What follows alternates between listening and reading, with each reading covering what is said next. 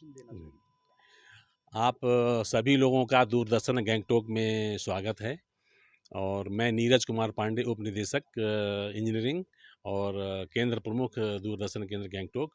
और इस आप लोगों को हमने स्वागत किया है, आज आमंत्रित किया है कि आज हमारा टावर जो है 100 मीटर का, आप बैकग्राउंड में देख रहे हैं, ये झुक गया है।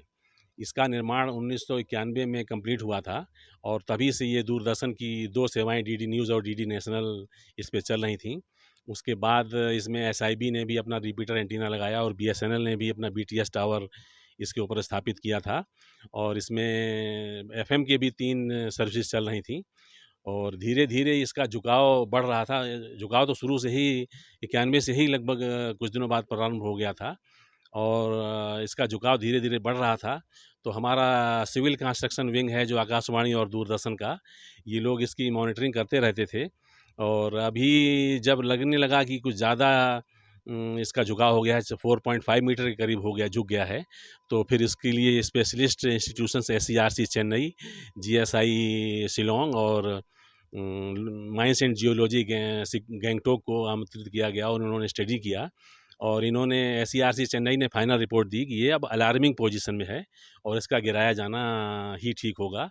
तो इसके लिए फिर हम लोगों ने एक मीटिंग की अक्टूबर में चीफ सेक्रेटरी के साथ, और स्टेट अथॉरिटीज़ को भी इसमें इन्वॉल्व किया गया कि इसको कैसे, डिसास्टर मैनेजमेंट अथॉरिटीज़ और डीसी सभी लोग थे, तो इसको आपातकाल में कैसे इसको हैंडल किया जाएगा, मान लिया भूकंप आ जाए या गिर जाए, तो उसके लिए भी हम लोगों ने, सबने, स्टेट अथॉरिटीज़ ने भी तैयारी कर रखी है।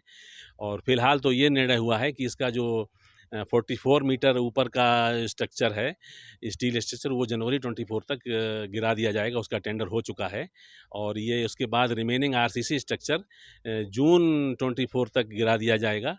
इसके लिए CBRI Roorkee, central building research institute Roorkee और विशेष विशेषज्ञता प्राप्त संस्थानों से संपर्क किया गया है कि इसको किस विधि से गिराया जाएगा, क्योंकि इसका डेब्रिस भी बहुत होगा और इसके स्प्लिंटर्स भी निकल सकते हैं, तो किसी को कोई नुकसान ना हो। और तो उस के लिए अच्छे तरह से इसको गिराया जाएगा, तो गिराने के लिए पूरी व्यवस्था करके उचित तरीके से ही गिराया जाएगा। तो जो, और इसके बाद तब तक वर्तमान में हमारी अंतरिम व्यवस्था की गई है।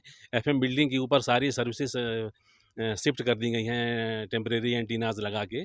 और जून 24 तक ये एक स्टील स्ट्रक्चर नया बना दिया जाएगा 50 मीटर साइज का, तो सारी सर्विसेज फिर इस पे शिफ्ट हो जाएंगी। इससे क्या सर्विस इस प्रॉब्लम आएगी? इसमें हमारे दूरदर्शन की 2 सर्विसेज चल रही हैं, डीडी न्यूज़ और डीडी नेशनल, और शाम को उसमें रीजनल सर्विस भी चलती है डीडी नेशनल वाले चैनल पर ही। और एफएम के 3 हैं, रेड एफएम और रेडियो मिर्ची और आकाशवाणी एफएम और एसआईबी का रिपीटर स्टेशन और बीएसएनएल। तो इंटरिम अरेंजमेंट में बीएसएनएल ने नहीं शिफ्ट किया है, बाकी सब ने शिफ्ट कर लिया है। तो बीएसएनएल अभी डिसाइड नहीं कर पाए हैं, तो जब परमानेंट स्ट्रक्चर बन जाएगा 50 मीटर का, तो उसमें ये लोग शिफ्ट करेंगे। हाँ, उसमें भी थोड़ा बहुत रह गया होगा, लेकिन इसका विशेष रूप से ये फॉल्ट लाइन के ऊपर बाय चांस उस समय शायद स्टडी नहीं किया गया। ये टेक्टोनिक प्लेट की फॉल्ट लाइन इसी के नीचे से गुजरती है, तो 2 प्लेटें इसी के ऊपर हैं, उनका डिस्प्लेसमेंट अलग तरीके से होता है, तो इसलिए भी है। और दूसरा, ये सिंकिंग जोन भी है, यहाँ का लैंड जो है स्लाइडिंग है, कोर्स सैंड टाइप का है, तो ये पानी एब्जॉर्ब करके और खिसक जाती है।